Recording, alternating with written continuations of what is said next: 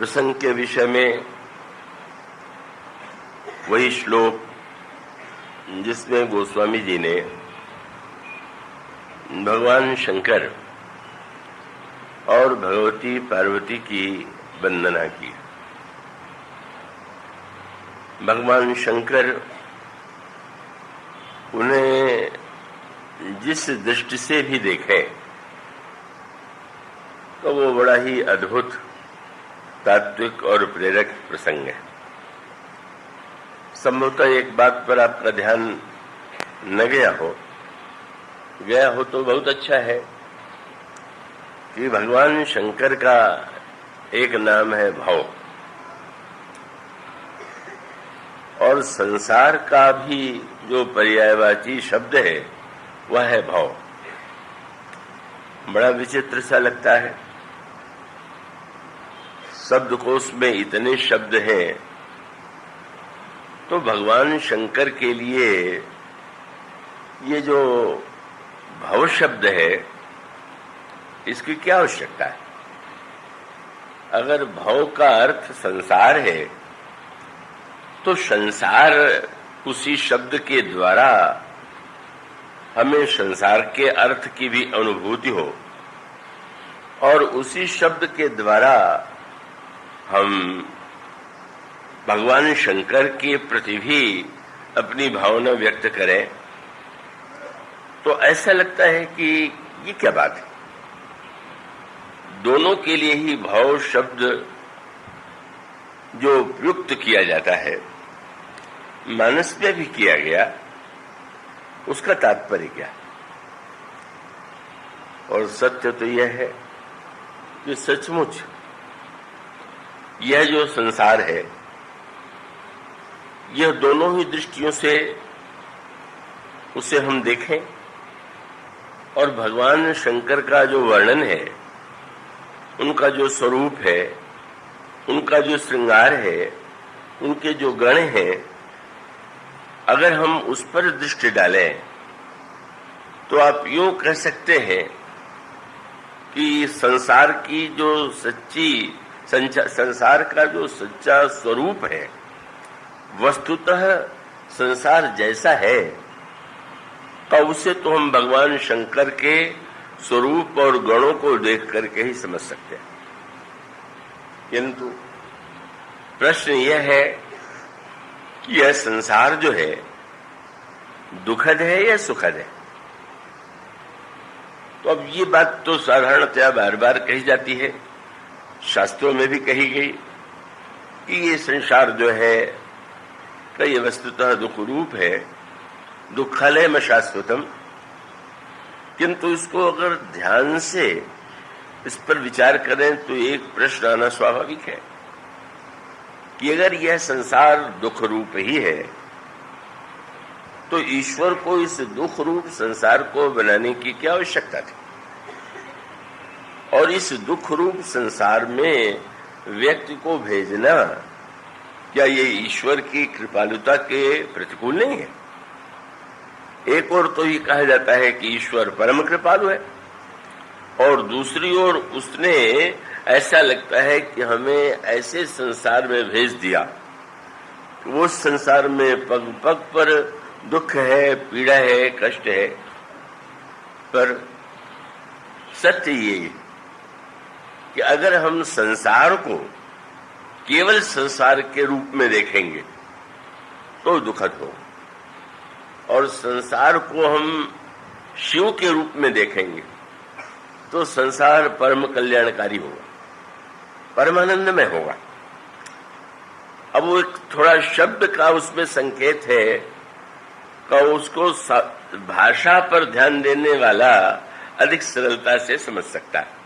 मैं आशा करता हूं कि आप लोग निरंतर सत्संग करते रहते हैं, तो जो हिंदी भाषा से भिन्न भाषा के बोलने वाले हैं वो भी उसका थोड़ा आनंद ले सकते हैं। जिस समय जनक नंदिनी सीता ने पुष्प वाटिका में श्री राम भद्र को देखा और उनके हृदय में अनुराग का उदय हुआ, प्रीति का उदय हुआ, पर दूसरी ओर उनके समक्ष सौंदर्य के साथ साथ श्री राम की सुकुमारता थी। उन्हें यह पता था कि पिताजी ने यह प्रतिज्ञा की है कि धनुष तोड़ने वाले के कंठ में ही हमारी कन्या जयमाल का अर्पण करेगी।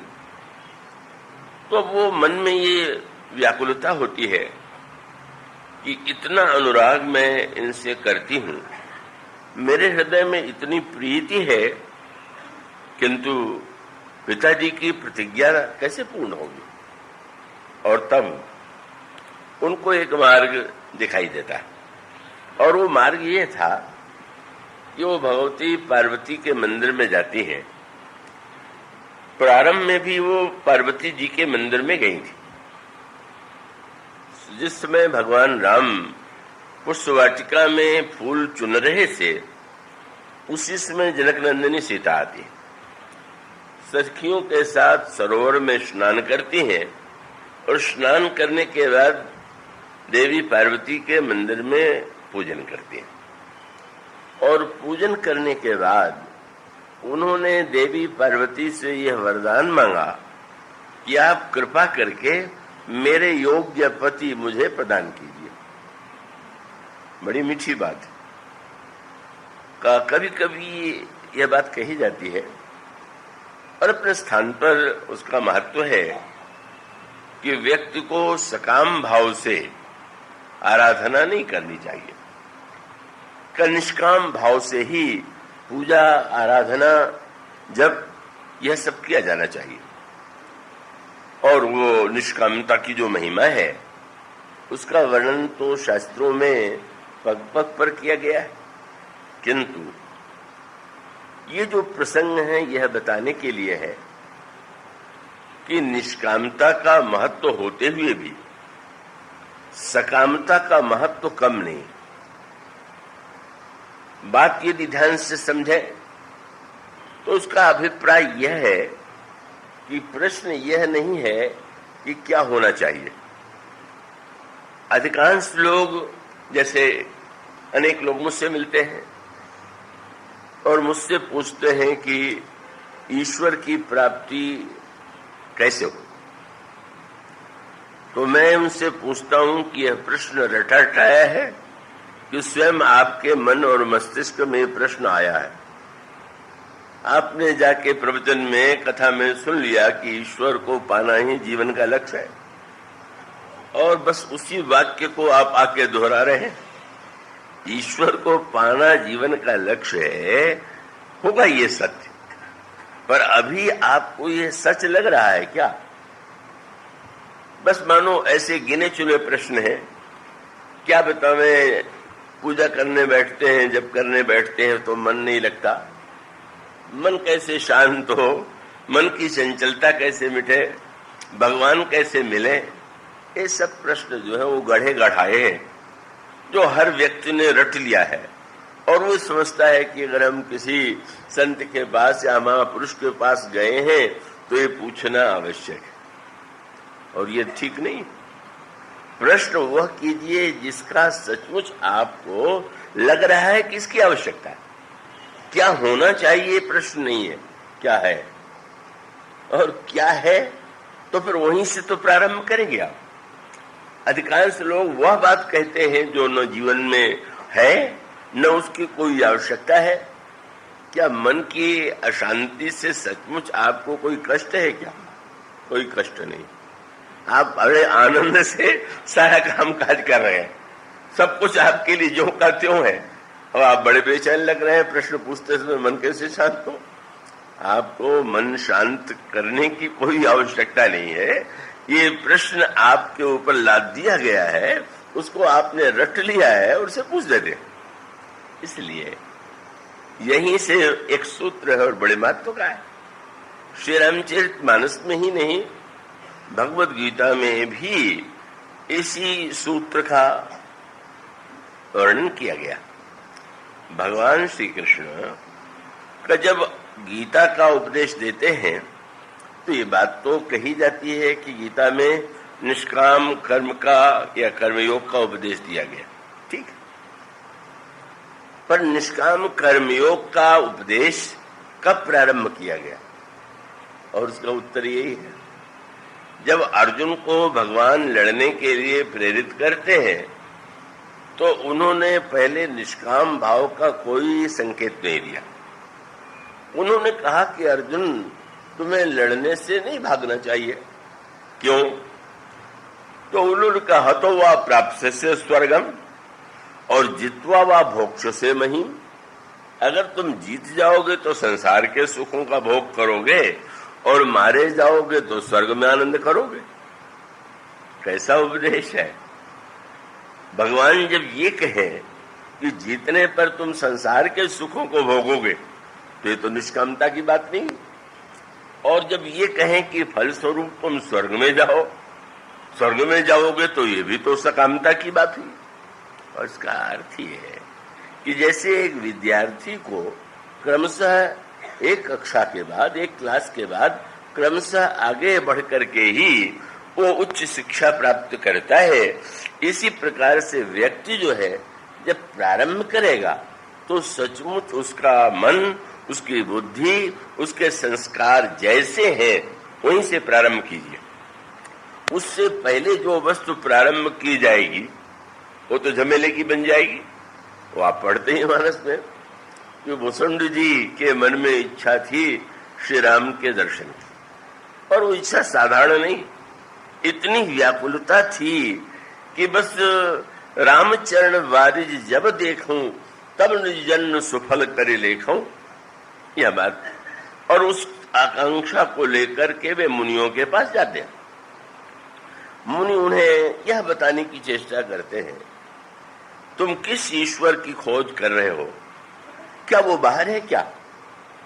वो तो तुम्हारे हृदय में ही बैठा हुआ है। और तब उन्होंने बहुत बढ़िया कही बात, सारे शास्त्रों ने वही कहा, मुनियों ने भी उनसे वही कहा, लेकिन उन्होंने स्पष्ट शब्दों में कहा और वही उनकी सच्चाई है। साधक वह है जो रटे हुए शब्दों का उपयोग नहीं करता, सचमुच उसका मन हृदय जैसा है वैसा कह देता है। और उन्होंने कहा कि समस्या ये थी कि वो मुनि बड़े उच्च कोट के थे, पर निर्गुण मत मम हृदय न आवा। मैं सगुण साकार ईश्वर की उपासना की भावना ही मेरे मन में थी, और समझाने पर भी निर्गुण निराकार ब्रह्म का सिद्धांत मेरे हृदय में नहीं आता था। और बहुत सुंदर बात, शब्द उन्होंने जो कहा उस पर ध्यान दीजिए। एक तो है आपका हमारा मस्तिष्क और बुद्धि, और दूसरा है हृदय। और इसका अर्थ क्या है कि जो बुद्धि के द्वारा होना चाहिए वह कहा जाता है, पर हृदय का अर्थ है जैसी हमारी हृदय की मांगे, हमारी आवश्यकता है। तो आप किसी बस दुकान में कोई वस्तु खरीदने के लिए जाए और दुकानदार कहने लगे इसके स्थान पर ये ले लीजिए, ये और बहुत अच्छी वस्तु है, तो आपकी आवश्यकता जो है वो आपको तो वो वस्तु चाहिए। तो इसलिए का मानो तात्पर्य ये है कि जब हमारे हृदय की कोई मांग है, हमारे हृदय की कोई आवश्यकता है, तो बुद्धि पूर्वक अगर कोई बात लादने की चेष्टा की जाए तो वो व्यक्ति तो बेचारा उसे सुन करके भी नहीं ग्रहण कर पाएगा, नहीं स्वीकार कर पाएगा। और इसलिए उन्होंने कहा कि मैं बड़ा निराश था। और इसका अभिप्राय कि किसी उच्च कोटि के संत महापुरुष सिद्ध के पास पहुंच जाना ही सब कुछ नहीं। इसका अर्थ है कि उस महापुरुष के द्वारा अगर हमें वह वस्तु नहीं मिलती जिस वस्तु को पाने की हमारे मन में अभिलाषा है, तो वो किसी के लिए परम कल्याणकारी होगा, लेकिन उस व्यक्ति के लिए नहीं।